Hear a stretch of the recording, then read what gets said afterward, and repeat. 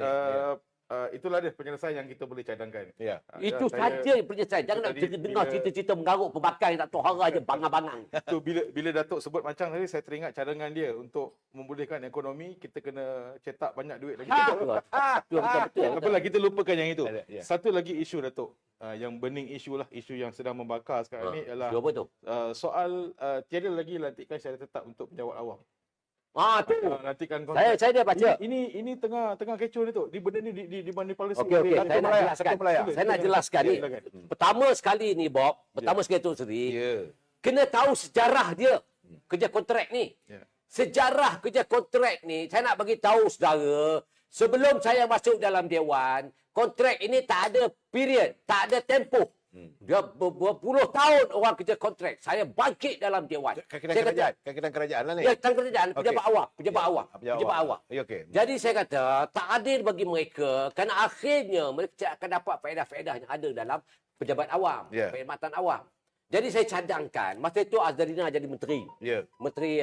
Menteri apa nama ni, Jabatan Perdana Menteri. Jadi saya cadangkan kepada Datuk Azalina. Kawasan apa dia bagi dia jaga tu? Siapa Datuk Azalina? Pengerang. Ya. Saya kata pengerang. Ini satu kezaliman. Apa itu? Diputuskan dalam Dewan 14 tahun. Lepas 14 tahun, confirm. Itulah baru ada time print. Ingat. Dari dulu sebelum tak ada. Lepas itu bila saya masuk, saya minta period. Dia kata zalim kalau tak bagi period. Bagi period 14 tahun. Sekarang ni kerajaan nak bagi 3 tahun.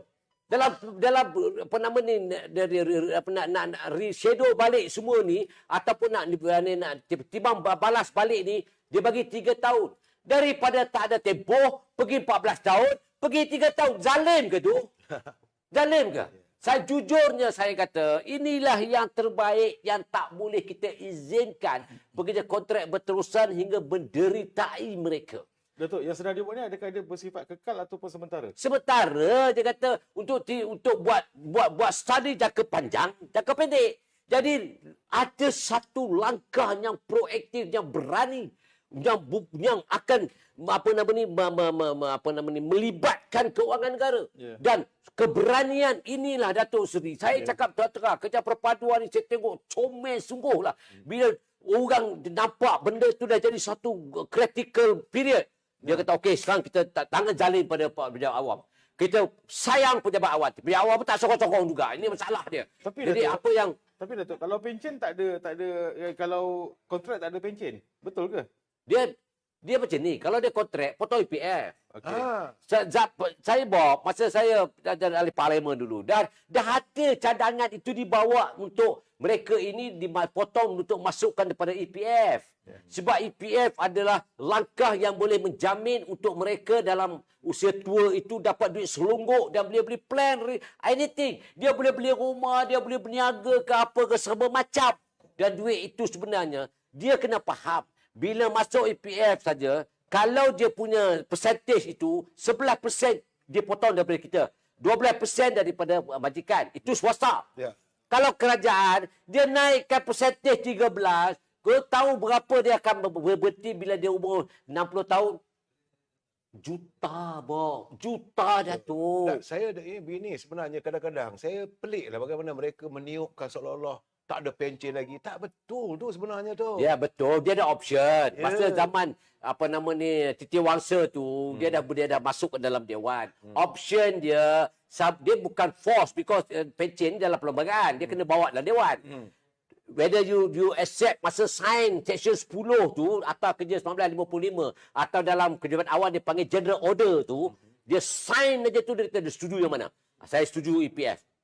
Saya setuju pencen. Ada pilihan. Ada option. Jadi masih dalam study ni, saraan ni. Biarlah ada orang study. Tapi ada juga yang bertanya, Datuk, adakah kontrak ini terpakai hanya untuk grade tertentu ataupun semua grade? Semua grade. Semua grade. Semua grade. Sehingga ke JUSA. Tapi sebenarnya dari apa yang saya dipahamkan, Datuk, sebenarnya ini untuk pekerja baru. Yang mana yang ada sekarang ni yang Tidak pekerja ditukarkan tetap kepada ada kontrak. pencen, tapi kenapa pula diwawak seolah-olah dia ia tu tu. tak ada Dia pencen? macam ni tu. Ya. Bila dia kata dia wartakan 1 hari bulan 2 tu, maka berlakulah episod baru. Ya. Yang sebelum ini dah enjoy lah. Ah, tak ada Dah masalah. dapat Pencen, mengikut ada apa pencen. yang mereka hendak. Ha. Tapi bila ada 3 tahun untuk tempoh untuk menilai, mengkaji, interim dia panggil, Ya, ya. interim. Jadi dalam proses provision period ini, dia nak tengok apa keberangkalian yang boleh apa nama ni, menyusah ataupun membebankan kerajaan dan juga pekerja tu. Ya. Proses ini wajib berjalan sebab proses ini berkehendak. Ya. Okeylah, dia kata, oh kami apa nama ni tak ada dapat faedah-faedah yang untuk apa sebagai anggota pejabat awam. Orang yang bercakap tu, pembangkang yang berteriak tu betul-betul tenging, bodoh, pangang. Dia tak faham apa yang dimaksudkan dan ketua pengarah pun kenalah explain. Cara explain dia simple je. Sebelum ni tidak ada apa nama ni tidak ada tempoh mana kontrak. Sekarang ini 14 tahun dan sekarang kerajaan hendak mengkaji 3 tahun ini dalam interim punya period. Kita nak tengok sama ada berkesan atau tidak kepada rakyat. Ya. Allahu Akbar tu. Comel sangatlah tu. Ni masuk dewan ni kan orang yang bangang-bangang ni kan bawa anak ni. Tapi saya tunggu sangat tu. Saya nak tunggu tengah. Ya Allah.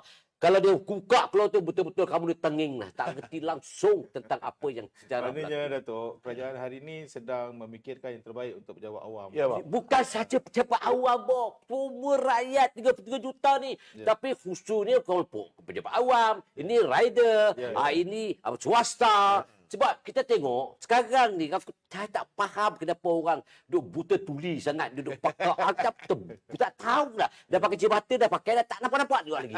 Apa punya bukan rabun lagi dah. Dia macam buta tuli lah. Ya. Itu nilai dia saya nampak Kalau sekarang. kita tanya pembangkang hari ini, Dok, kenapa tak buat waktu mereka jadi kerajaan? Mereka akan jawab pastinya kami ada intention tapi tak sempat nak buat. Ya. Betul tu. Saya jujur je lah. 33 bulan kau perintah, kau tak fikir ke faedah rakyat? Ya. Kau tak fikir ke masa depan rakyat? Kau tak fikir ke derita rakyat yang 14 tahun itu dah menunggu 14 tahun, masuk 14 tahun kena buang. Dah tak dapat kerja tetap.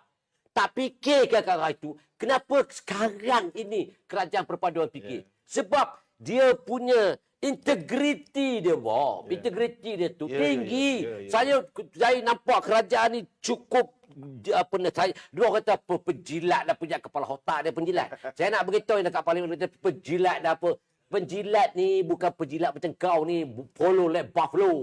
Ini bukan.